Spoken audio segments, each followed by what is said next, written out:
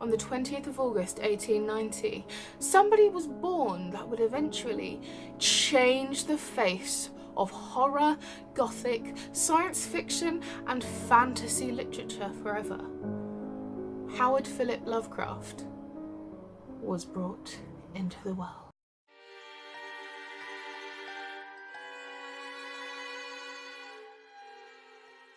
Good evening YouTube, it's Hannah from Smaugish, looking decidedly spooky and cultish this evening with my massive hood, courtesy of Exo Umbra. I will, by the way, at some point when I stop wearing stuff and so it's in the wash, do a sort of haul slash show off slash try on of all the Exo Umbra clothes I have because they're amazing. But yeah, this is another of my Gothic literature videos. So I have made a few videos in the past in this series that I am filming all about Gothic literature.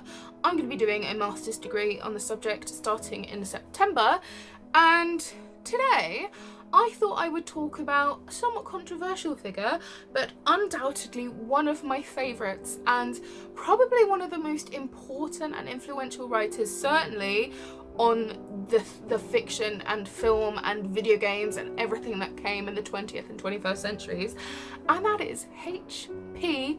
Lovecraft, who you probably know because of this guy or this name here. So H.P. Lovecraft has a massive influence on a lot of the things that we see and hear and write and play today, mainly because he is the creator of what's been come to know as the Cthulhu mythos, but also Lovecraftian fiction itself is now a genre like of its own. It's like its own fully developed, fully realised subgenre of Gothic fiction, which is crazy. But yeah, I'm going to talk to you today about H.P. Lovecraft because he is certainly a favourite of mine. But before I get started, I will warn you, I'm going to get this out of the way right at the beginning of the video. He is a somewhat controversial figure because some of his ideas and thoughts weren't exactly to modern ideals. He had views on race and racial integration and segregation and the superiority of one race over another that it is reflected in a lot of his work.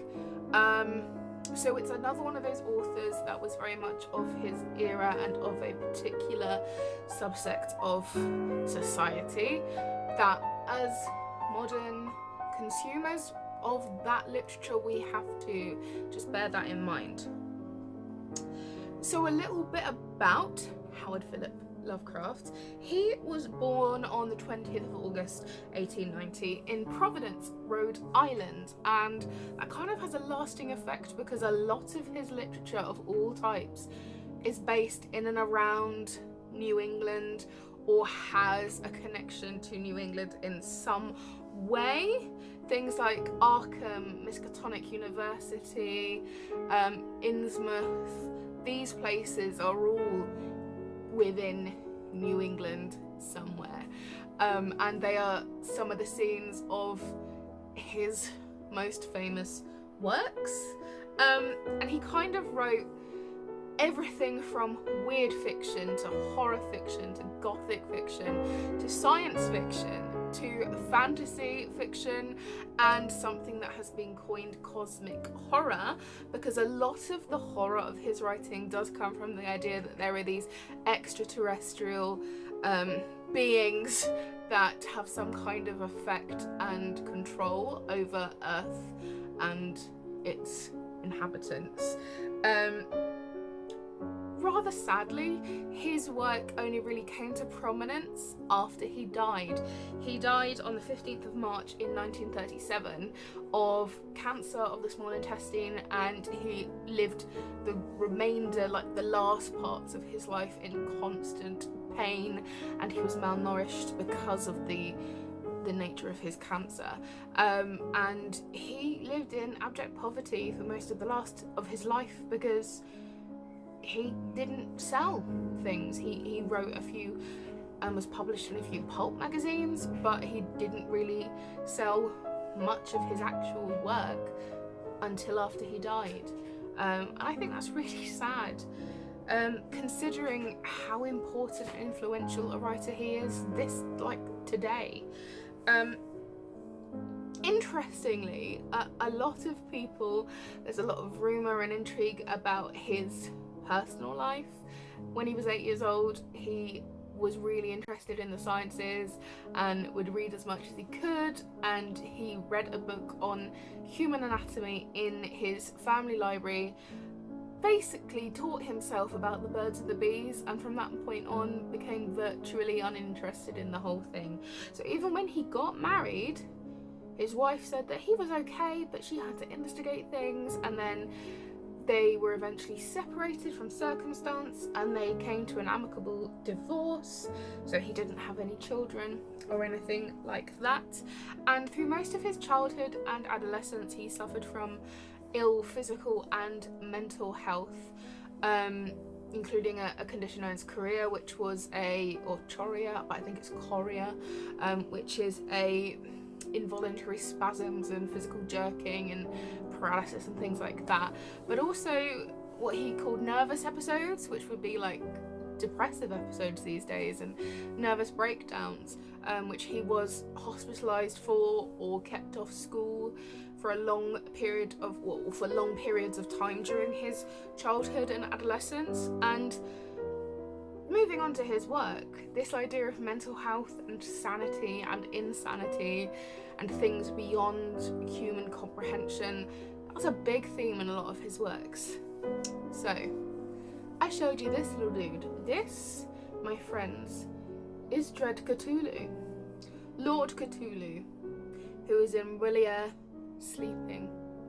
Ea Cthulhu Fatagan. That's probably something you all know of, and you've probably all at least heard of this concept, the Necronomicon. The Necronomicon has appeared in everything from comic books and the Evil Dead movies. The Necronomicon is one of his most pervading inventions. The Mad Arab wrote it, and it has lots of, dread secrets in it. This is just a really nice hardback collection of, it says, the best weird tales of H.P. Lovecraft, and it of course has Cthulhu on the front, because Cthulhu, even though he wasn't like one of the big main deities in Lovecraft's like Old One pantheon, he was their sort of high priest that they left on Earth. He's kind of like a huge icon in Lovecraftian literature. I have a few editions of Lovecraft's work, a few collections. One of them is in my box ready to go. This is the Gothic Tales of H.P. Lovecraft, which is edited by Xavier Aldana Reyes, and it's just so beautiful. It's such a nice edition. But in this collection, there are his more gothic works, as the name would suggest. So it has The Alchemist, The Tomb, The Moonbog, the music of Eric Zahn, The Outside of the Hound, The Lurking Fear, The Festival, The Shunned House, Cool Air, The Strange High House in the Mist, The Dreams in the Witch House, and The Haunter of the Dark. So the one that I'm probably going to talk the most about in here is The Outsider.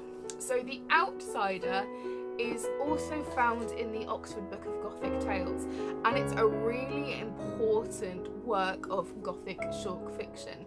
So in The Outsider, we have this unnamed narrator who wakes up and is in a castle of some kind, or a church, or just something, and they are trapped in there.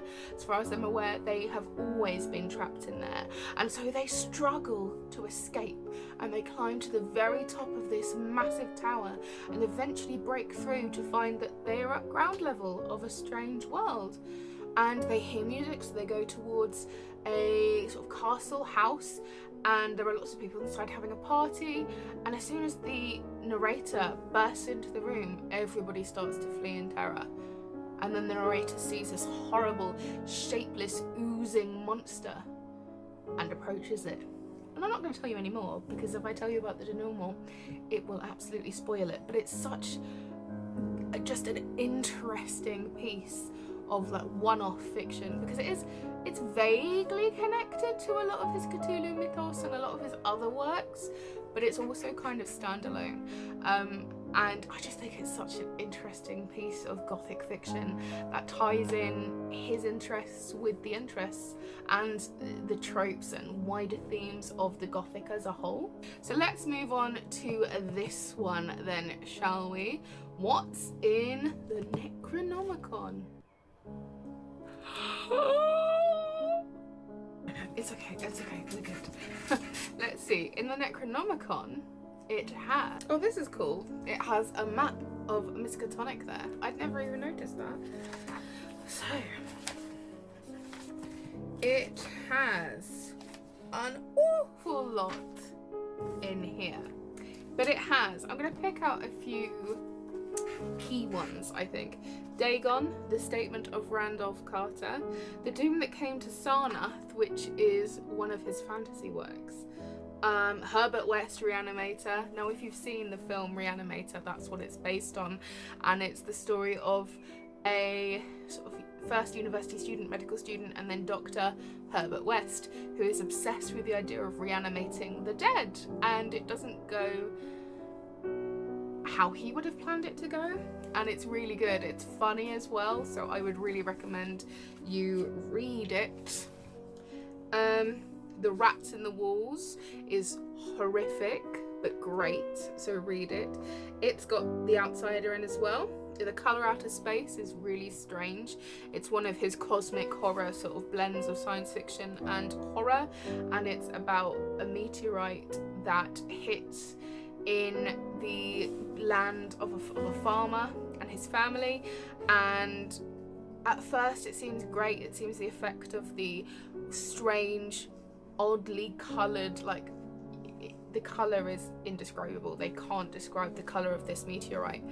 But at first it seems to have a really good effect on the land because all of their crops grow huge and beautiful, but they all taste rubbish and they're inedible. And slowly all of the colour and life begins to seep out of the land of the farm, and eventually the family themselves become affected. So it's very strange but really creepy, actually. The Call of Cthulhu. So the Call of Cthulhu, this guy here is kind of like an interesting one because it's someone telling someone else's story, if that makes sense. And I won't say too much about it because you have to read it to really understand, but basically lots of people begin to get the same strange dreams at the same time, and they all concern a weird bas-relief statue and some undecipherable language that is mostly consonants, and a key for refrain is Ea Ea Cthulhu Fatagan, or at least Cthulhu Fatagan, because Ea Ea doesn't actually happen in the Call of Cthulhu. So that one, if you were interested at all in Lovecraft or the Cthulhu mythos or cosmic horror or anything like that, it's an obvious one that you need to read. The Dunwich Horror is one of my favourites, and it's connected to Cthulhu and Yog-Sothoth and all of those things, so it's another one in the Cthulhu mythos about the great old ones, and it revolves around a crazy old man, his deformed albino daughter, and a son she has, and the father is unknown, but this son, Wilbur, he goes at an alarming rate, and he is eventually killed. But lots of things happen before then, obviously. But when they look at him and examine him, the lower half of his body is kind of not human. He doesn't look particularly human anyway. He looks human-esque. But the lower half of his body, there's lots of tentacles and amorphous shapes going on. And apparently his twin brother was kept locked up in their barn, and he looked much more like the father because he was a nameless tentacled, monstrous being. The Whisperer in the Darkness is another good short tale to read. Again, quite creepy, and that is one of the first appearances of one of Lovecraft's really like key creations, which are the beings that come from Far Yuggoth, Dark Yuggoth, which is kind of hinted at to be Pluto, and that story, The Whisper in the Darkness, is where we get the trope of the disembodied brain in a jar. I'm not going to say much more about that, but The Whisper in the Darkness is where we get the idea of the disembodied brain in the jar that kind of pops up in everything from sort of really, you know, high-tech science fiction to B-movies to Futurama. So that's where we get the giant brain, well, the brain in a jar. It's also got At the Mountains of Madness, which is another one in the Cthulhu mythos. The Shadow over Innsmouth, which is one of my favourites. And every Christmas, whenever people start to play It's Beginning to Look a Lot Like Christmas, I turn it into It's Beginning to Look a Lot Like Fishmen. And so Shadow over Innsmouth is about a young man who is trying to make his way to Arkham, which is one of the main big locations that Lovecraft writes about, and he's told, well, if you actually take this cheaper bus, it goes through the town of Innsmouth, which is a bit weird and you don't want to stay there very long, but then you get another bus out of Innsmouth and it goes to Arkham, so you know it's cheaper than going direct. So he says, okay, yeah, that's fine. So he gets on this weird bus. There's no one else on the bus, and the bus driver is a bit strange and has a weirdly squat figure and bulbous eyes and a flat nose and weird folds on his neck. And then he gets to Innsmouth and half of the town seems abandoned and everything else is really grubby and run down, and he ends up having to stay in this hotel. But before he stays in the hotel, he goes and sort of has a look around and he sees this weird sort of cultish priest coming out of the basement of a building. He speaks to the town drunk, who tells him this crazy story about people that live below the depths and a weird promise that they've made, that the people of the town have made with these strange creatures and strange beings. And then when he goes to sleep in the hotel, he can't sleep at all, and he hears people trying to get into his room. So he has to escape, and it's actually really tense, and I wouldn't say scary, but it's thrilling when he's trying to escape from Innsmouth. And I won't say much about it, but needless to say, he escapes, and then he finds out more, because all the while he's there, he finds himself weirdly drawn to it. So I will say no more. But yeah, really do read The Shadow over Innsmouth. And it also has things like The Dream Quest of Unknown Kadath, which is one of Lovecraft's almost purely fantasy works, and it's one of his longer stories, and that is really interesting because it's not really like any of his cosmic horror or science fiction-y horror at all. So that's a brief overview of what's here, but honestly, those are kind of like the key Lovecraftian texts anyway. He primarily wrote short stories or novellas, which are short novels, 80 to 90, sometimes just over 100 pages long. And his work is printed in so many things and it is so widely available.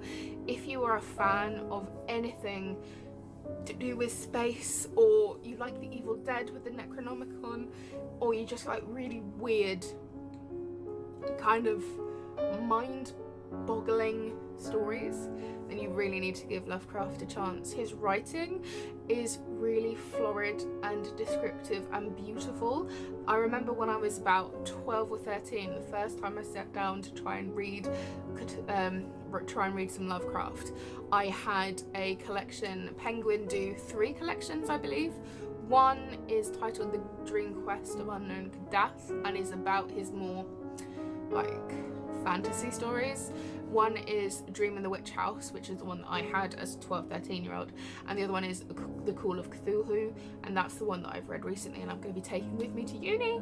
But when I sat down and tried to read some of the stories in the Dreams in the Witch House, I kind of found it a bit too much, because his language is so florid and a lot of his sentences are so long that I can understand that it might be, you know, a bit much to read sometimes, but I absolutely devour his work these days, and it doesn't take me very long. A lot of the themes of his works are, as I've kind of hinted at before in this video, either about madness and insanity and family ties, but also some of them are a bit iffy because they're kind of about the dangers of intermingling with a race or species that is not your own. Don't really need to say anything more about that. I think you all get the gist. But I would still say he is such an important influence on a lot of the music, video games, comic books, TV shows, films that we have these days, even literature. I found I really want to read. There is a sort of rewriting, revisionist blending of the Sherlock Holmes universe with Lovecraft and the Cthulhu mythos, which just sounds amazing, like the Cthulhu casebooks, I think they are, and it just sounds incredible. But he has such an influence over us, and everything from Killstar releasing a Cthulhu plushie to Hydra in the Marvel comics, that all goes back to Howard Phillips Lovecraft. Thank you very much for watching. I'll see you on my next video. Bye!